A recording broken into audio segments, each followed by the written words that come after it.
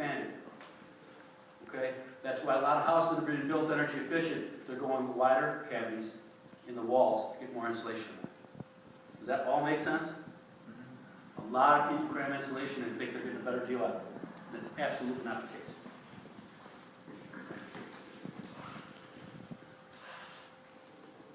What's the most prevalent window we have in the Chattanooga market? The old aluminum ones? Single pane glass? Yeah. I go to a lot of neighborhoods that the people can't afford to put a new window in, but they really know they need to get energy efficient, or at least get their bills down some. Caulk. How many times you walk in a house and you see the wood trim around the window is loose? Feel right there.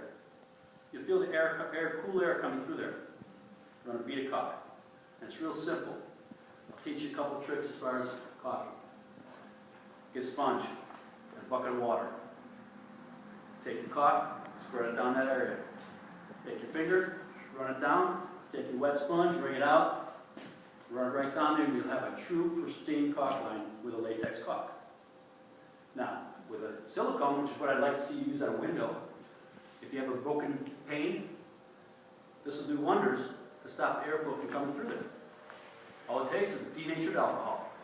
You buy it right in the Home Depot, you put that on your fingertip, you run it down that bead, and it's going to come out crystal clear. Denatured alcohol, that's be able to come right off your finger. So there's a $2.97 or $2.97 fix per window probably, and you'll probably get a couple windows out of it to get you by until you can afford to do the project. That's the goal. Making any stride that you can, or you can afford to do, and get a return back on it, allows you to down the road at least make another improvement. That makes another big difference.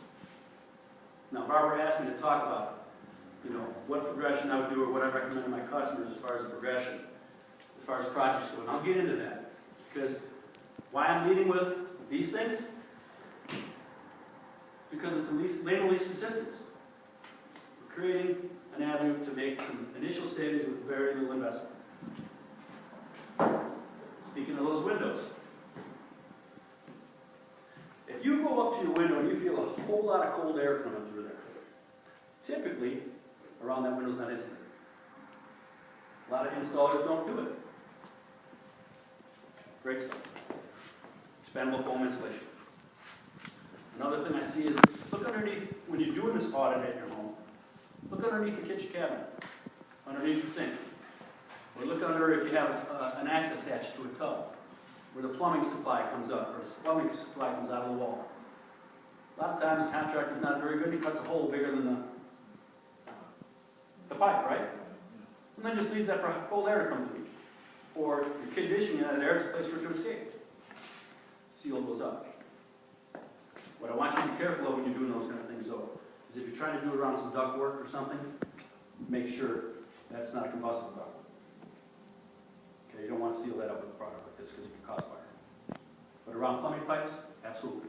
Any protrusion through a wall, say you remove an old gas pipe, gas line, fill that up there so you don't get pest infiltration, rodent infiltration, and air infiltration. $3.97.